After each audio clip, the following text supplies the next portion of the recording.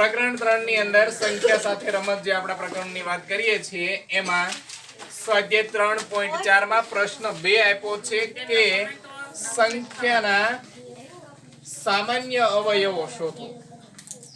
હવે સામાન્ય અવયવો આપણે શોધવા હોય તો સૌથી પહેલા જરૂર શેની પડે?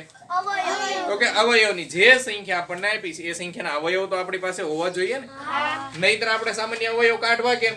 બરાબર ને? તો સૌથી પહેલા આપણે સામાન્ય અવયવ લેવાના। પ્રશ્ન 1 ગણો જેમાં આપણી પાસે 2 રકમ હતી। પ્રશ્ન 2 માં એવું છે કે 3 રકમ છે। રકમ ભલે ગમે એટલી આપી હોય, આપણને અવયવ આવડતા હોય એટલે દાખલો આવડશે, પણ અવયવ આવડવા જોઈએ।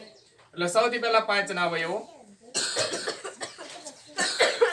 તો સામાન્ય રીતે જો આપણે પ્રકરણની શરૂઆતના મુદ્દા યાદ કરીએ તો ખબર પડી જાય કે 5 એક એવી સંખ્યા છે તો કે આપણે સંખ્યાના 3 ભાગ પાડ્યા હતા। યાદ છે બધાને? કયા 3 ભાગ? અવિભાજ્ય સંખ્યા અને વિશિષ્ટ સંખ્યા। આમાં પણ આપણને ખબર છે કે અવિભાજ્ય સંખ્યા કેટલી છે? અવિભાજ્ય સંખ્યા 25, વિભાજ્ય 75 અને વિશિષ્ટ 1, કુલ કરીને 100। આ 1 થી 100 સુધીની સંખ્યાની આપણે સંખ્યાના ભાગ પાડ્યા। 1 થી 100 સુધીના સંખ્યામાં આવું કંઈક આવે। ભાઈ એક સંખ્યા વિશિષ્ટ 1 કોણ? તો કે 1 પોતે જ તે, બરાબર? પછી 74 એવી સંખ્યા છે જેને ભાગી શકાય છે, જેના 2 કરતા વધારે અવયવ મળે છે, અને 25 એવી સંખ્યા છે જેને ભાગી શકાતા નથી, જેને માત્ર ને માત્ર 2 જ અવયવ મળે, એક સંખ્યા પોતે અને બીજું 1 વડે 1। હવે અહીંયા જોઈએ તો આ 5 કેવી સંખ્યા છે? તો કે 5 અવિભાજ્ય સંખ્યા છે। છે કે નથી? સંખ્યા આપણે અવિભાજ્ય અને વિભાજ્ય સંખ્યા યાદ કરો તો છે ને એમાં કે 5 એ અવિભાજ્ય સંખ્યા છે એટલે એનો એક જ અવયવ મળશે। કયો?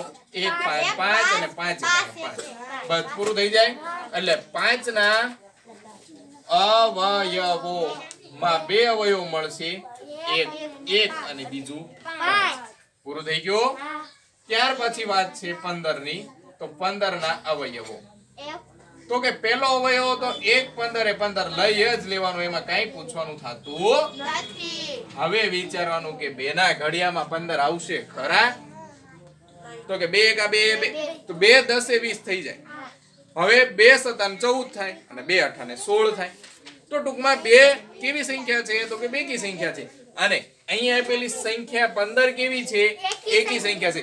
એકી સંખ્યા 2 ના ઘડિયામાં આવે ખરી? નો આવે। તો 3 નો ઘડિયો વિચારો, 3 5 ને 15। પછી 4 ના ઘડિયામાં આવશે?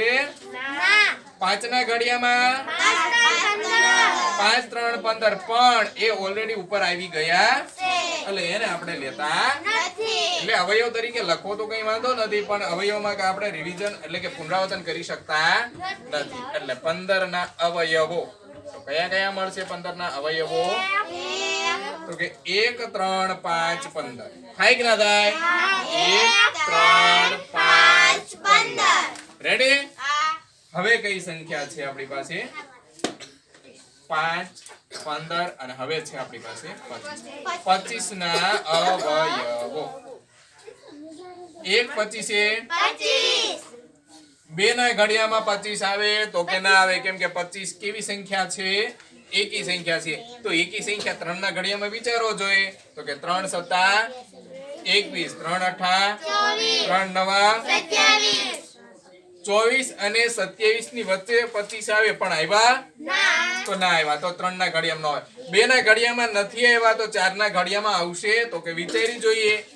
4 25 4 6 24 4 7 તો 4 ના ઘડિયામાં નહીં આવ્યા તો 5 ના ઘડિયામાં તો કે 5 તો આપણને ખબર જ છે 5 5 અને 25 થાય છે।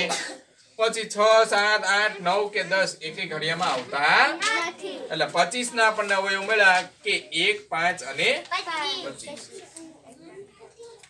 25 ના અવયવો જેમાં મળ્યા 1 5 અને 25। હવે આપણને એમ થાય કે આ સંખ્યા તો મોટી હોવા છતાંય કેમ 3 જ અવયવ મળ્યા? તો એમાં એવું થયું કે 5 2 વખત આવ્યા તો આપણે 2 વખત લખી શકતા નથી, એક જ વખત લખવાના છે, બરાબર? હવે આપણી પાસેની સંખ્યાના પ્રશ્નનો જવાબ કે 5, 15 અને 25 ના સામાન્ય અવયવો. સામાન્ય અવયવો કોને કહેવાય કે ત્રણેય સંખ્યામાં આવતા હોવા જોઈએ. સામાન્ય એને જ કહેવાય ને કે બધામાં સરખું હોય એને આપણે અલગ તાવીએ એને શું કહેવાય? સામાન્ય, કોમન. 1, 1 અને 1. તો ત્રણ સંખ્યા મળી, ત્રણેયમાંથી એક સંખ્યા બની કઈ? 1. બીજી સંખ્યા 5, 5 અને 5. તો હવે આ મળ્યા 5. હવે જોવો જોઈએ કે આમાં અને આમાં ત્રણેયમાં સરખું હોય એવું હવે કઈ બાકી રહે છે? તો કે ના. કેમ કે 5 માં જે બે અવયવો હતો એ બે અવયવો આપણે લઈ લીધા. આ બંનેમાં અવયવો છે પણ સામાન્ય અવયવો છે નહીં. એટલે આપણને અવયવો કેટલા મળ્યા? તો કે 1 અને 5 એમ કરીને 2. એટલે કદાચ પૂછે તો આમાં આપણે કહી શકીએ કે 5, 15 અને 25 ના સામાન્ય અવયવો ની સંખ્યા 2 છે. રેડી? સમજાય? આવડશે?